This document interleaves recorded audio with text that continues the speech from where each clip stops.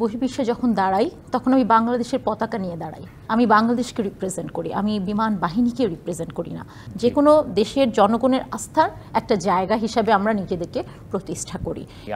আমরা সাধারণ মানুষ হিসেবে যতটুকু জানি যে বিমান বাহিনীর অবদানও শান্তিরক্ষী মিশনে অনেক বেশি, কারণ অনেক দুর্যোগপূর্ণ দুর্গম জায়গায় হয়তো অপারেশন পরিচালনা করতে হয়, গহীন জঙ্গল কিংবা মরুভূমি, সেই সমস্ত জায়গার চ্যালেঞ্জ মোকাবেলা করেও আসলে মানে কিসের ভিত্তিতে আমরা এগিয়ে আছি, কিভাবে আমরা সেই অবদানটি রাখতে পারছি? আচ্ছা, আসলে আমি বহির্বিশ্বে যখন দাঁড়াই তখন আমি বাংলাদেশের পতাকা নিয়ে দাঁড়াই। আমি বাংলাদেশকে রিপ্রেজেন্ট করি, আমি বিমান বাহিনীকে রিপ্রেজেন্ট করি না। এবং এই আজকের যে বিশ্ব অঙ্গনে যে সুনাম, এই সুনামটা কিন্তু এই যে আমি বাংলাদেশকে নিয়ে যখন দাঁড়াচ্ছি, বাংলাদেশের জন্যই হচ্ছে, শুধু বিমান বাহিনীর জন্য হচ্ছে না। আমাদের এখানে বিভিন্ন সময় আপনারা জানেন যে অলরেডি বিভিন্ন এয়ারক্রাফট আমাদের ওখানে বিভিন্ন জায়গায় ডিপ্লয়েড থাকে। টোটাল বিভিন্ন 5টা পরিবহন বিমান এবং আমাদের প্রায় 14টা হেলিকপ্টার বিভিন্ন মিশনে আমাদের ডিপ্লয়েড আছে। বিভিন্ন সময় বিভিন্ন মিশনে যখন আমরা কর্মরত থাকি, আমাদেরকে বিভিন্ন ধরনের চ্যালেঞ্জ মোকাবেলা করতে হয়। যে চ্যালেঞ্জগুলো আমরা দেশকে ছোট করব না এইরকম একটা ব্রত নিয়ে আমরা কিন্তু চ্যালেঞ্জগুলোকে অ্যাকসেপ্ট করে নিই এবং ওই চ্যালেঞ্জগুলোকে আমরা ওইভাবে করেই ফেস করি। এবং যখন ওইভাবে করে আমরা ফেস করি, দেশপ্রেম এবং দেশের যে প্রতি ভালোবাসা, এই ভালোবাসাটুকুই আমাদের বুকে থাকে এবং থাকে বুকে সাহস। তো সেই সব মিলিয়ে আমরা চেষ্টা করি আমাদের বহির্বিশ্বে আমাদের মুখ উজ্জ্বল করার জন্য, আমাদের প্রত্যেকটা অপারেশন পরিচালনা করতে। আমাদের যে এয়ারক্রাফটগুলো আছে, আমাদের বিভিন্ন এয়ার সার্ভিস ইউনিট আছে, সেই ইউনিটের মাধ্যমেও আমরা কিন্তু শুধুমাত্র এয়ারক্রাফট ছাড়াও আমরা বিভিন্ন কর্মসূচির মাধ্যমে, বিভিন্ন কাজের মাধ্যমে আমরা শান্তিরক্ষা মিশনে অংশগ্রহণ করি। নগদের সর্বোচ্চ বার 167 টাকা রিচার্জে পাবেন 1 লাখ টাকা পুরস্কার। আরও আছে প্রতি সপ্তাহে পুরস্কার ও ক্যাশব্যাক।